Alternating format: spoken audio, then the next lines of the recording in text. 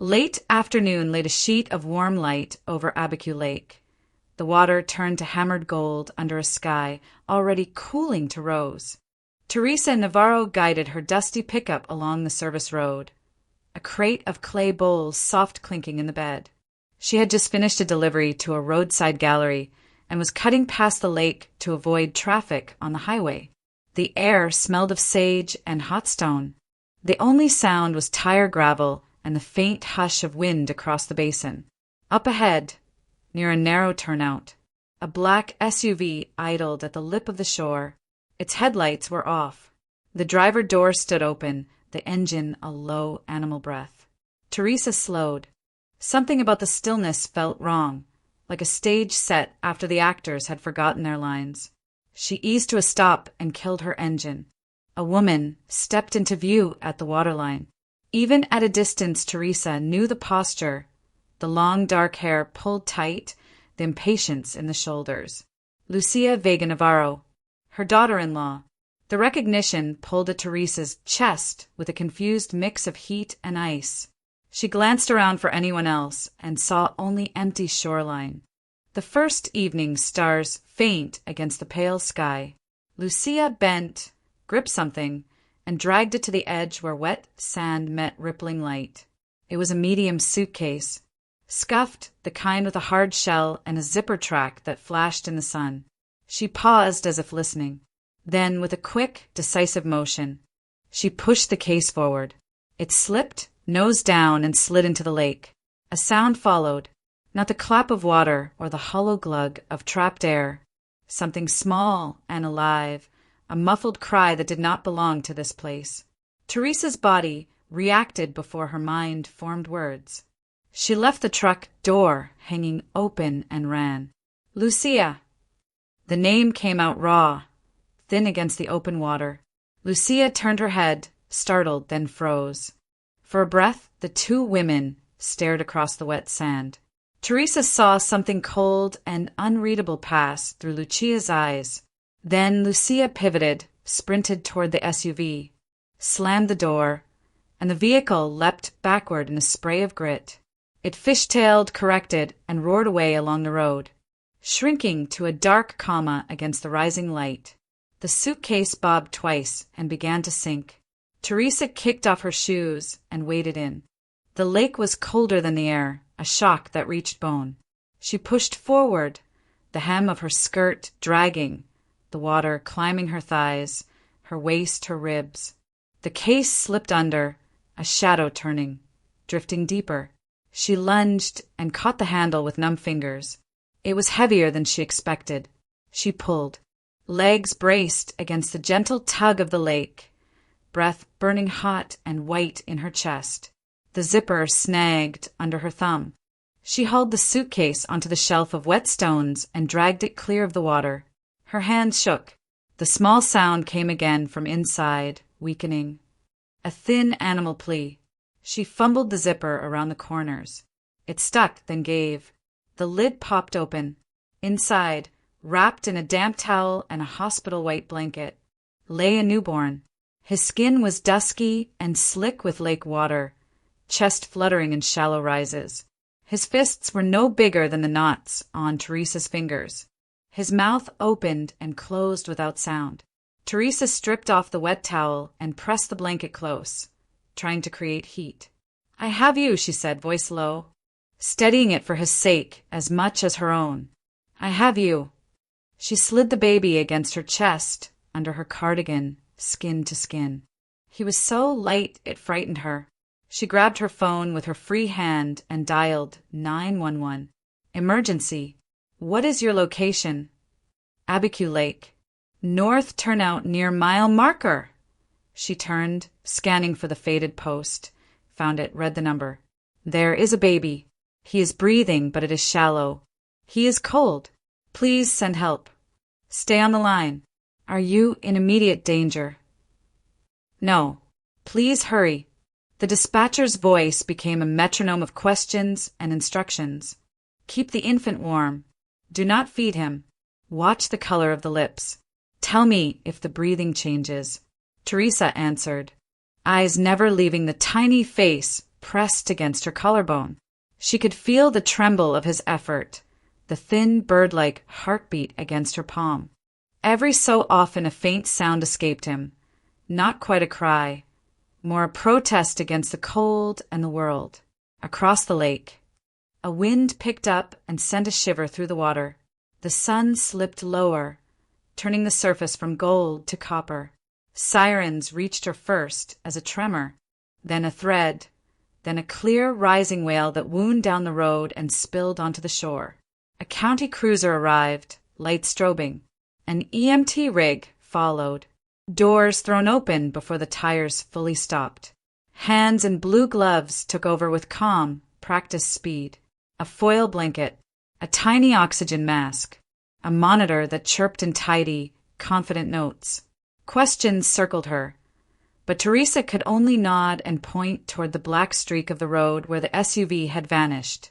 As they lifted the infant into the rig, the ambulance lights washed the lake in pulses of red and white. The copper water turned the color of blood and then of snow and then of blood again, as if the whole basin were breathing with the child. Teresa stood in the wet sand, hair dripping, chest heaving, and watched the reflections break and mend across the surface until the doors swung shut. Fluorescent lights flattened everything. The hallways, the nurses' shoes squeaking over linoleum, the silver doors that opened and closed without a sound. Teresa sat in a molded chair outside the NICU at Christus St. Vincent Regional Medical Center, hands folded tight in her lap, clothes still damp from the lake. She had given her statement twice, to the paramedics and again to the triage nurse, and now she waited, surrounded by the hush of machines that kept time for other people's emergencies. Through the glass, she saw the small shape beneath a tangle of wires.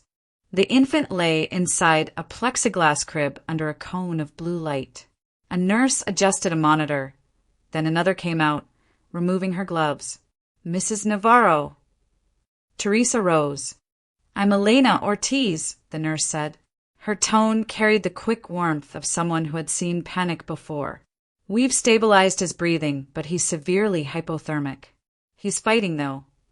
Teresa's throat worked. "Can I see him?" Elena handed her a packet of sanitizer.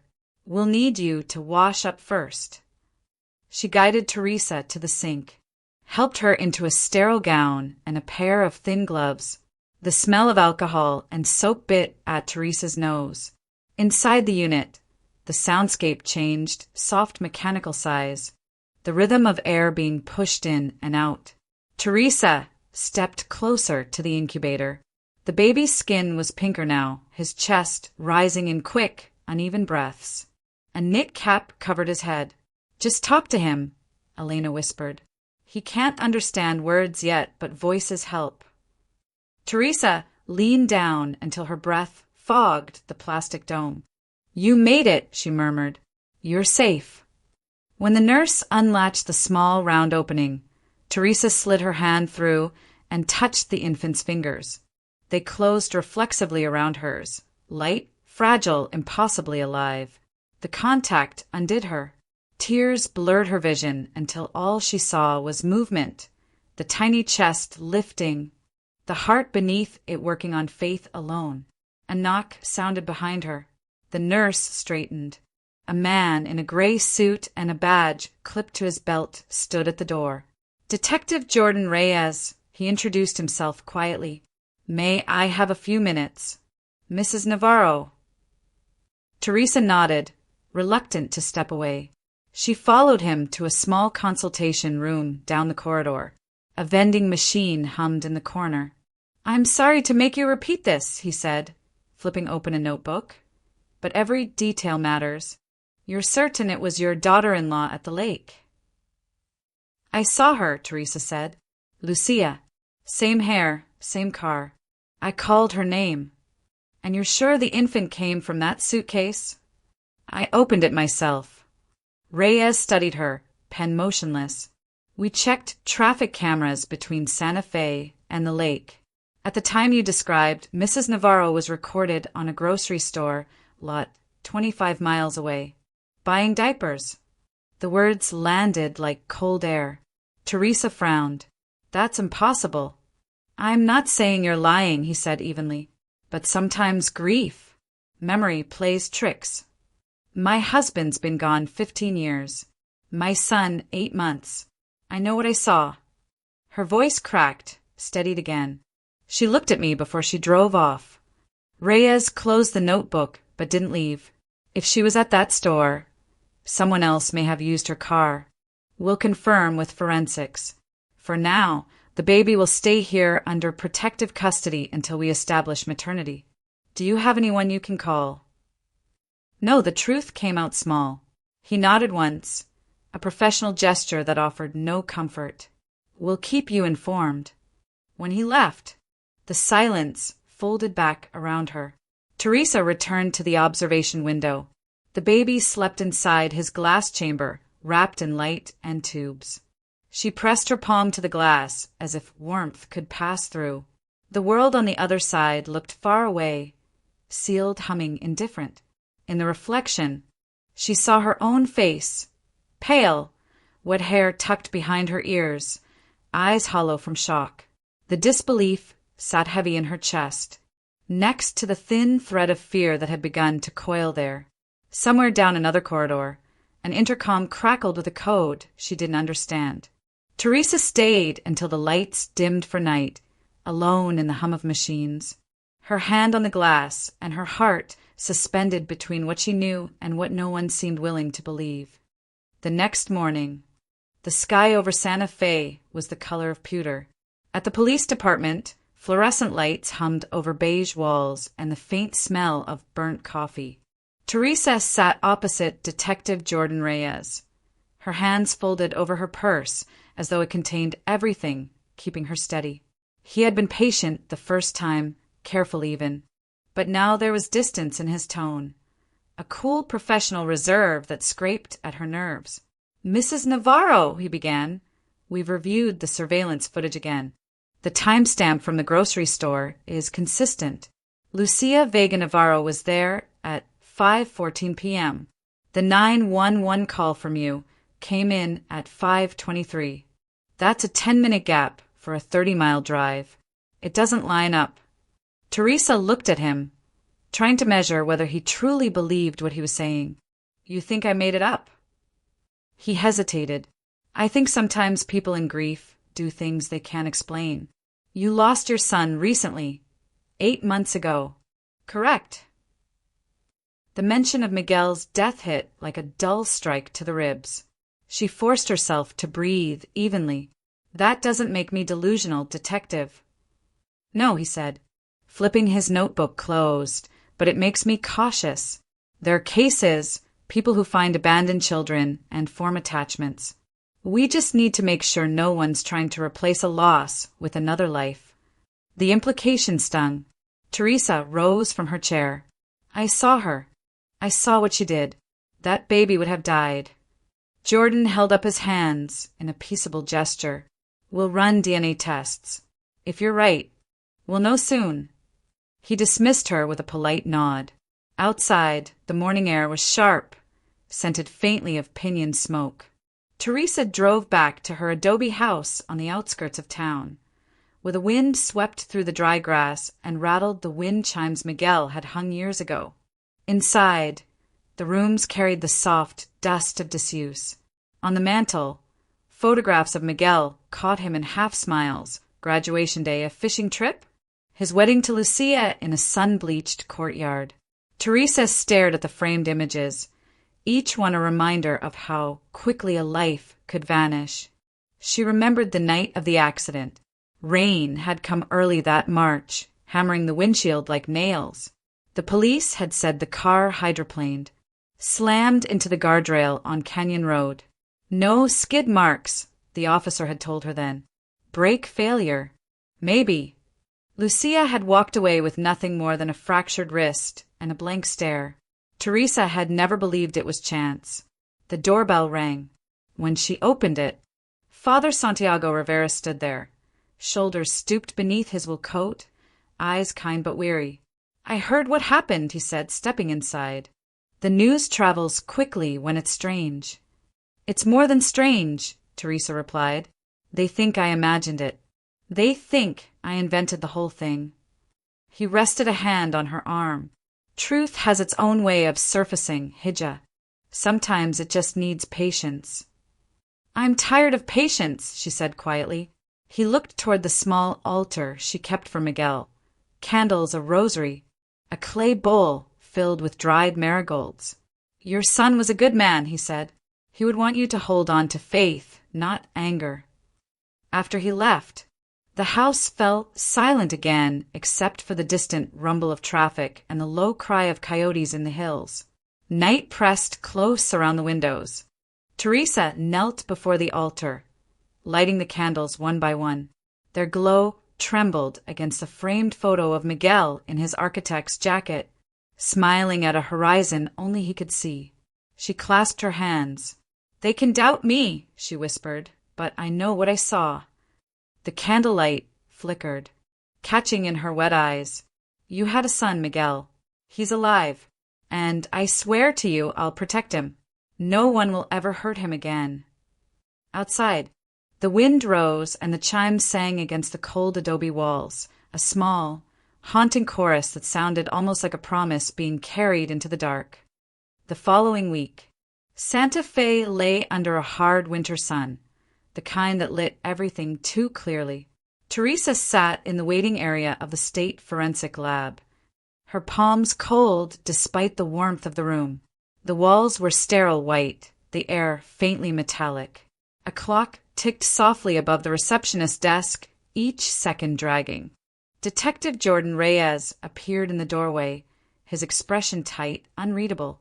Mrs. Navarro, he said, we have the results. He led her down a narrow corridor lined with glass offices.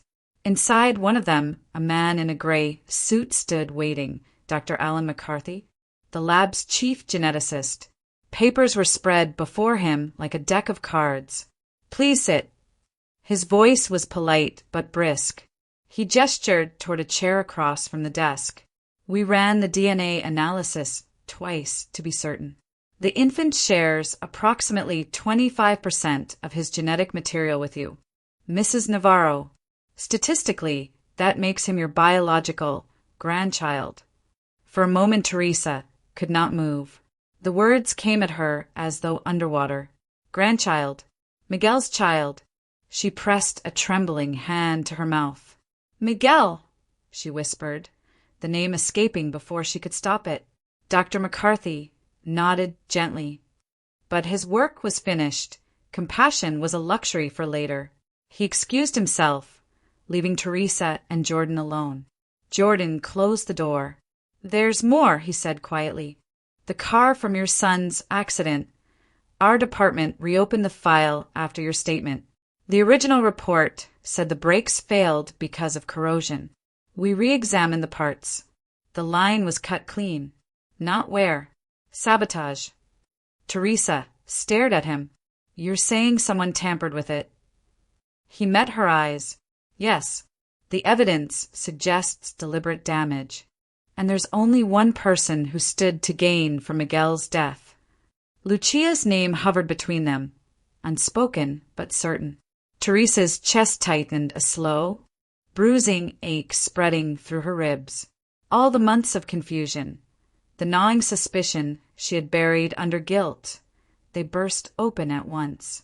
He told me, she said softly. He told me he was afraid. Jordan leaned forward. Afraid of what? That she'd leave him once she got what she wanted. Teresa's voice broke. He was going to change his life insurance policy. He said it should go to the baby, not her. That was a week before the crash. Jordan exhaled through his nose, the sound a low sigh. She probably found out. Teresa's hands gripped the edge of the table, and now she tried to kill his child. We don't have her yet, he said.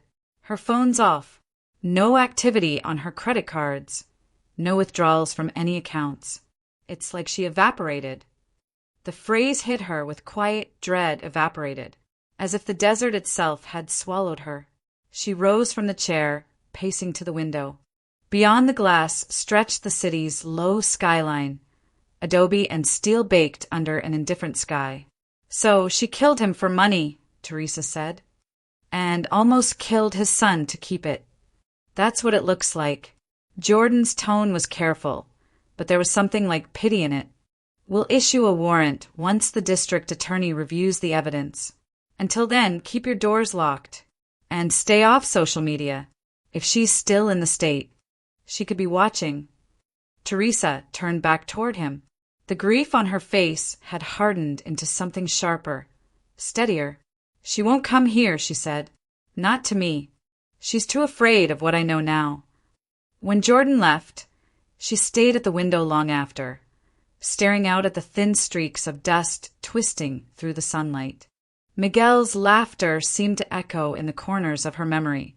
The way he'd lift a hand in passing, the sound of his boots on the porch, the quiet promise that he'd always come home. He hadn't, but he had left something behind. A fragile breath inside an incubator, a heartbeat that had refused to stop. Teresa wiped her eyes, straightened her shoulders, and whispered to the empty room. You didn't die for nothing, Mijo. I'll make sure of it. Outside, the wind gathered across the desert flats, carrying dust and sunlight alike toward the horizon where justice still waited, silent, patient, and inevitable. The courtroom was small and sunless, the kind of space designed to make people feel smaller still. Teresa sat at one end of the table, her hands folded tightly, the scent of disinfectant and old paper lingering in the air. A laminated plaque read Family Court, Santa Fe County. Across from her, a representative from Child Protective Services organized a stack of forms with the precision of someone who had done this too many times.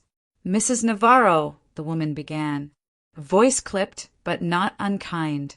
This is a hearing for temporary guardianship until the investigation into the child's parentage is complete. CPS will remain the legal custodian. Teresa nodded, the words already familiar from the paperwork she had signed that morning. I understand, she said softly. You'll be permitted supervised visitation at the hospital, the woman continued, and you'll be evaluated for long-term suitability, home inspection, medical clearance, psychological assessment. She hesitated. You are 64, correct? Yes. The pause stretched. That is above our preferred range for first-time guardians. You should also know there will be a stability review. Teresa caught the careful phrasing, too old, too fragile, too alone. It stung more than she expected. I can still care for a child, she said quietly. The woman offered a small, practiced smile. We'll see what the report says. Afterward, Teresa stepped out into the corridor, feeling as though every sound, the shuffle of shoes, the click of the clock, was happening from a distance. She sat on a bench until Nurse Elena Ortiz appeared, a warm blur in the gray hallway. You did fine, Elena said, sitting beside her. They just need to follow the process. They think I'm crazy, Teresa murmured. They think I made everything up. Elena touched her arm. They'll believe you once they see how you care for him. That afternoon at the hospital, Elena guided her through the routines she would need to know. How to hold a thermometer against a tiny armpit until it beeped. How to check the color around the lips to make sure he was warm enough. How to cradle him while feeding from a bottle so the air bubbles wouldn't make him sick. Like this, Elena said, demonstrating. Slow, steady. Baby's red energy. If you're calm, he will be too. Teresa watched, then tried. Her hands trembled at first. But when the baby latched and drank, his eyes fluttered open just long enough to meet hers. In that brief moment, the rest of the world, the forms, the hearings, the suspicion, fell away. Later that week, Jordan visited the hospital. His expression was grave, but tinged with purpose. We traced Lucia's financials, he said, pulling a file from under his arm. The day after Miguel's accident, she withdrew $120,000 from his life insurance policy. That money's gone. Transfers led to a bank in Arizona under a false name. Then nothing. No calls, no travel records. She's still off the map. Teresa's jaw tightened. She planned it all, she said. Jordan nodded. We'll find her. But until we do, CPS holds the authority over the baby. I'm sorry. He left her by the incubator, where the baby slept under a soft hum of machines. She bent closer, tracing a finger along the blanket's edge. You need a name, she whispered. Something strong. She thought of Miguel's voice one Christmas years ago, teasing her about family traditions. If I ever have a son, I'll name him Mateo, he had said then. Teresa smiled faintly. Mateo Navarro, she said aloud. That's who you are. The baby stirred, his lips forming a shape that looked almost like a sigh. Outside the window, evening settled over the mountains, the light dimming to the same dusty rose as the clay on her pottery wheel. Teresa stayed by the crib until the machines changed their rhythm, her exhaustion tempered by a quiet, growing resolve. Whatever came next, she would not let go. The storm came in from the Sangre de Cristo Mountains just after dusk, wind lashing through the mesquite trees and pressing rain against the adobe walls like fists. Teresa moved through the house with a flashlight, the power flickering as thunder rolled in long, low rumbles. The room smelled faintly of clay and candle wax, and for the first time in months, she had forced herself to open the door to Miguel's old room. Dust floated in the beam of light. His things were still where he had left them. His drafting table covered in blueprints, a half-finished model of a house that would never be built, and a row of books leaning against one another like weary men. Teresa ran a hand along the shelf, feeling the quiet weight of everything he'd touched. She began to clean methodically as the rain beat harder outside. She gathered papers, folded shirts, sorted through the drawers. In the bottom one, beneath a stack of receipts and old postcards, she found it, a leather-bound notebook, worn at the corners, the elastic band stretched thin. Miguel's handwriting was there, familiar and rushed, a slant she had memorized from years of reading his school notes. She sank onto the bed and opened it. March 3rd. Lucia says she loves me, but sometimes I feel like I'm part of a transaction. She talks about money more than anything else, about what's owed. Teresa's breath caught. She turned the page. March 12th. I told her about changing the will. I couldn't let the money go to waste on someone who doesn't care. It should be for our child, not her. She didn't take it well. Said I was betraying her. Said I'd regret it.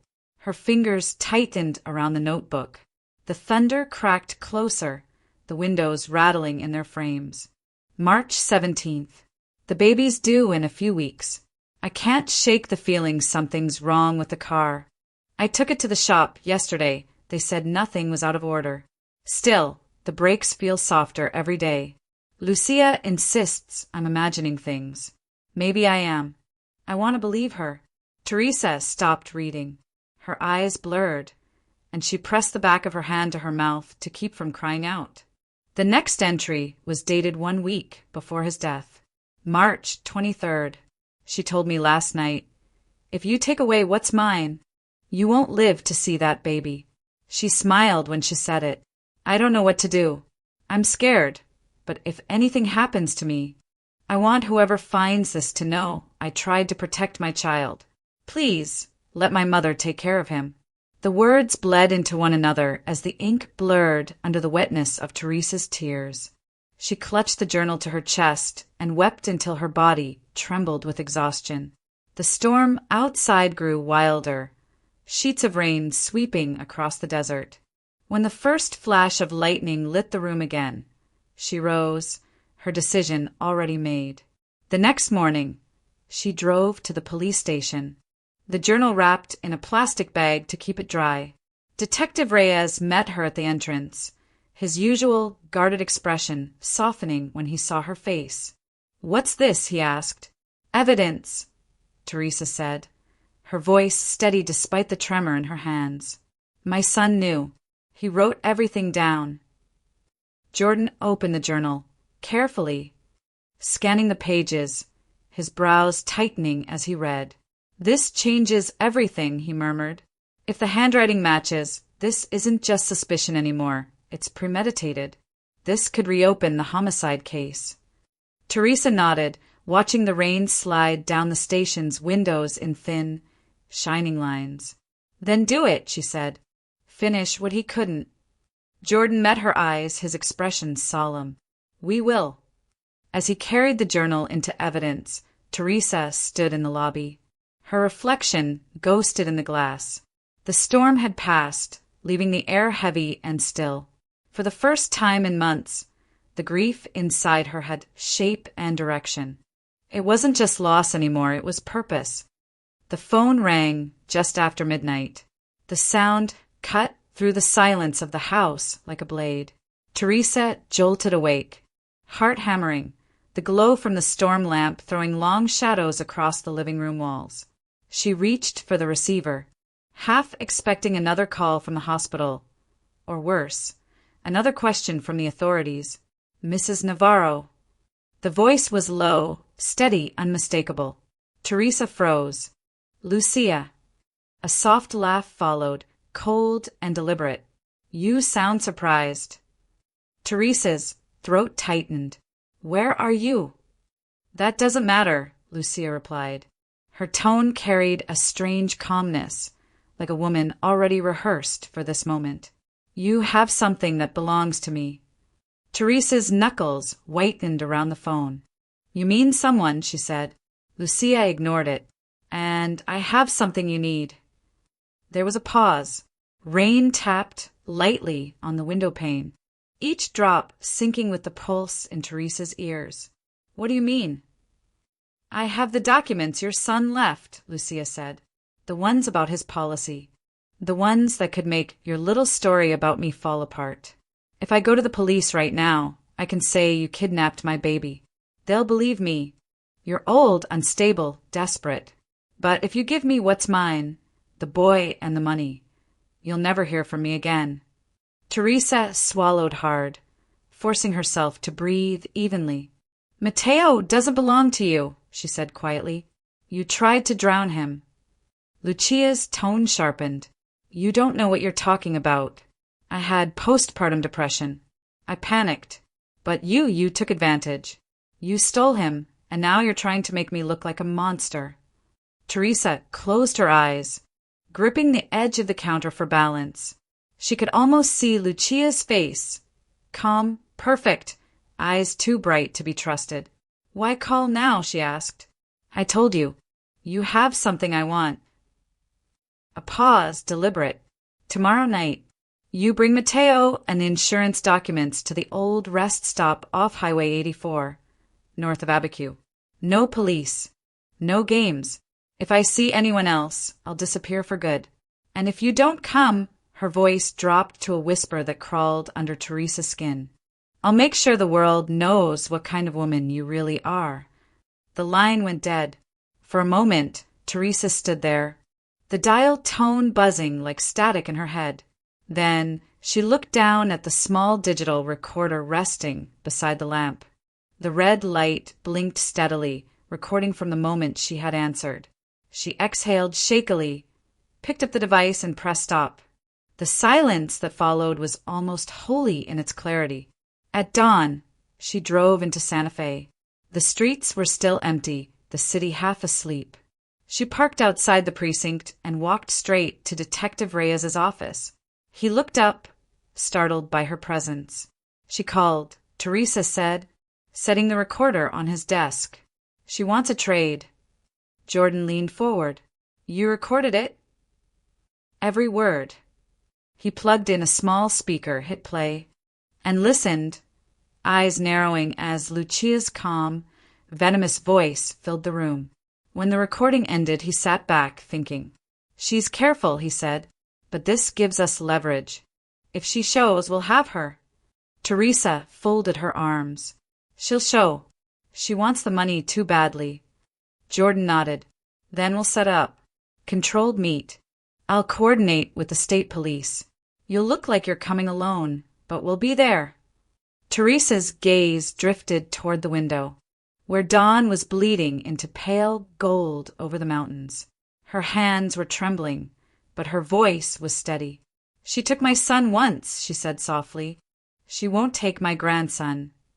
The storm outside had passed, but inside her chest, thunder still echoed, quiet, contained, and waiting. Midnight at Abiquiú Lake was a mirror of the night Teresa had first found the child, silent, windless, the surface of the water holding the reflections of distant stars. The old boathouse stood at the edge of the lake, its wooden siding warped and silvered by years of storms. Inside, a single hanging bulb threw a weak pool of light over the floorboards, and in that glow lay a baby carrier and a canvas bag stuffed with bundled cash. Teresa stood a few feet away, her coat drawn tight against the cold. She could feel the small transmitter button hidden in her pocket, its ridged edge pressing against her palm. Jordan and his team were out there somewhere in the dark, radios muted, waiting for her signal. A faint crunch of gravel broke the quiet. Headlights flashed once, then died. A shadow detached itself from the treeline. Lucia emerged in a long coat and a baseball cap pulled low, her hair tucked underneath. Even from a distance, Teresa could see the exhaustion in her movements, the kind of edge that comes from running too long, too far. "Right on time," Lucia said as she stepped into the light. Her smile was thin and strange. "You always were predictable." Teresa's voice stayed calm. "You said you wanted to see your son." She gestured toward the carrier. Lucia's eyes darted to it. "Is he asleep?" "He's quiet," Teresa said evenly. Lucia stepped closer, and her hands shook just slightly as she crouched beside the carrier. She pulled back the blanket and froze. The bundle inside wasn't flesh and breath. It was a doll wrapped in a hospital blanket, weighted with sand. Her head snapped up. "What is this?" Teresa's expression didn't change. "Insurance." Lucia's composure cracked. "You think you're clever? You think you can play me?" Her voice rose, echoing off the rafters. "I think you already played everyone," Teresa said. "You killed my son. You tried to drown his child. And now you're out of places to hide." Lucia's eyes gleamed in the dim light. "You don't know anything." "I read Miguel's journal," Teresa said softly. "He knew you only married him for the money. He changed his will. That's why you cut his brakes." Lucia straightened slowly, her breathing quickening. He was going to ruin everything. "Do you know what it's like to start with nothing, to live in someone else's shadow? He owed me. All of this." She gestured toward the bag of money. "Should have been mine." Teresa took a small step backward, careful not to show her trembling hands. "So you killed him?" Lucia's face twisted. "He killed himself when he took what I earned. I just finished it." A silence fell, sharp and electric. Then Lucia reached into her coat and pulled out a small revolver, the metal dull under the yellow light. "Where's the baby?" she demanded. Teresa's voice stayed low, deliberate. "Safe." Lucia's finger hovered near the trigger. "You're going to tell me where he is, or I swear." Teresa's thumb pressed the button in her pocket. It clicked softly, almost lost under Lucia's shouting. The night exploded with light and noise. Flood lamps blazed from the trees. Voices shouted commands. And the air filled with the sound of boots pounding on wet earth. Lucia spun toward the door, firing once into the darkness. The bullet struck a beam, splintering wood inches from Teresa's shoulder. "Drop it." Jordan's voice boomed through the chaos. Officers surged into the boathouse, weapons drawn. Lucia backed up, wild-eyed, the gun shaking in her hand. "It's over," Teresa said quietly. "Stop." For a heartbeat, Lucia looked like she might shoot again. Then the fight drained out of her, replaced by something like despair. The revolver slipped from her grasp and hit the floor with a hollow clang. Officers closed in, forcing her to her knees, cuffing her hands. As they read her rights, Lucia's eyes found Teresa's across the distance, hatred and disbelief flickering through them like the dying flame of a candle. Teresa didn't look away. Outside, the wind came alive again, rippling the surface of the lake. Blue and red lights pulsed across the water, scattering in fractured streaks like the memory of fire. Teresa stepped out into the cold air and drew a long, shaking breath. The night smelled of rain, metal, and something cleaner, justice, maybe, or peace. For the first time since Miguel's death, she felt the weight on her chest begin to lift. 6 months later, the spring wind swept down from the mountains, carrying the scent of pine and rain across Santa Fe. The courthouse stood solemn under the pale sky, its sandstone facade glowing faintly in the morning light. Inside, the courtroom was quiet except for the shuffle of papers and the echo of the judge's gavel striking once, sharp and final. Lucia Vega Navarro was sentenced to life without parole for first-degree murder and attempted infanticide. Her face, once so meticulously composed, was pale and hollow under the fluorescent lights. She stared straight ahead, unblinking as the verdict was read. The defense attorney placed a hand on her shoulder, but Lucia didn't move. In the back row, Teresa sat beside Nurse Elena Ortiz, her hands clasped so tightly the knuckles blanched white. Jordan Reyes stood a few seats over. His expression measured, but his eyes softened by something close to relief. When the session adjourned, the room emptied quickly, leaving behind only the faint murmur of footsteps and the low rustle of papers being gathered. Outside, the sun had broken through the clouds, turning the courthouse steps to gold. Teresa paused halfway down, the light warming her face, the air clean after so many months of shadow. She hadn't realized until that moment how much of her life had been lived holding her breath. Jordan approached, carrying a folder. "It's over," he said. "The state finalized the guardianship hearing this morning. The court approved temporary custody to you." Teresa blinked, as though the words were too heavy to understand at once. "To me?" He nodded. "They reviewed your home inspection, the hospital records, everything. You've passed every test they could throw at you. Officially, you're Mateo's guardian." For a long moment, she couldn't speak. The wind lifted a strand of gray hair from her face, and she laughed softly, half disbelieving, half grateful. "Thank you, Detective." Jordan shook his head. "Don't thank me. You did the hard part." He tucked his hands into his coat pockets. Miguel would have been proud. Elena joined them at the bottom of the steps, holding a small paper cup of coffee. Her smile was tired but bright. "Justice came quietly," she said, "but it came." Teresa met her eyes, her own filling with tears that didn't fall. "Yes," she whispered. "It did." The three of them stood there for a while in silence, watching people pass, lawyers, clerks, strangers hurrying into their own small stories. Beyond the courthouse, the sky stretched wide and endless, blue and forgiving. That evening, at home, Teresa set Mateo's carrier on the kitchen table.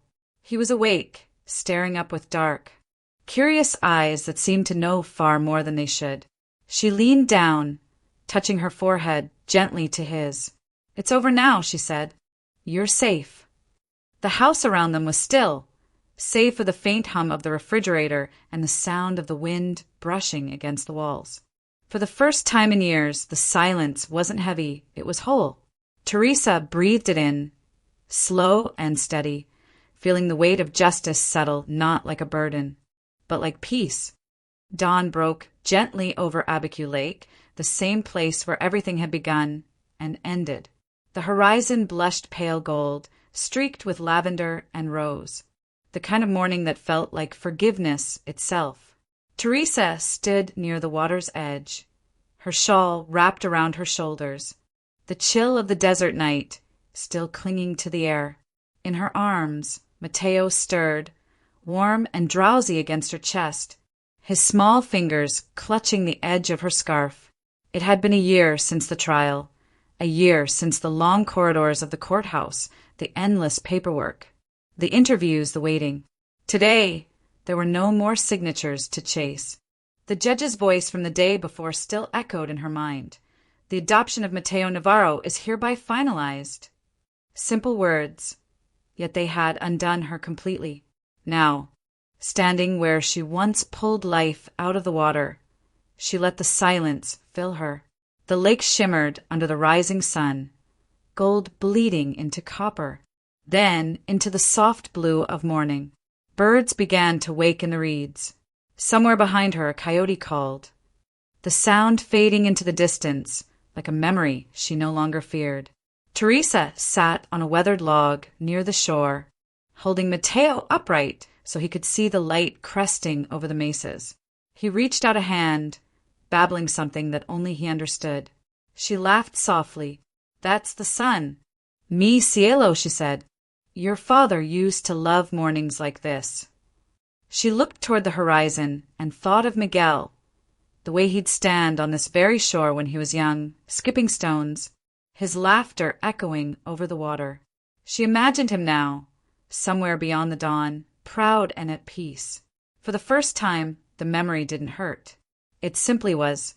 The breeze lifted, gentle and clean, rippling the lake's surface. Teresa closed her eyes, letting the light brush across her face. It wasn't just warmth she felt, it was release. The months of fear, of anger, of sleepless nights, all of it dissolved into the morning air. Justice had come, slow and quiet, and healing had followed in its own time. Mateo cooed, his voice a small thread of life weaving through the stillness. She kissed the top of his head, breathing in the scent of milk and sunlight. "You're safe now," she whispered, "and you're home." Behind them, the desert stretched endlessly, red earth, wild sage, and the promise of another day. Teresa rose, holding the boy close, her shadow long and steady on the sand. The water caught the sun fully now, turning the lake into a mirror of light, as if reflecting every moment that had brought her here, the grief, the courage, the love that refused to die. Her son was gone, but through Mateo, his heart kept beating. And as the sun climbed higher over Abiquiú, Teresa finally smiled, not with sorrow, but with quiet, unwavering hope.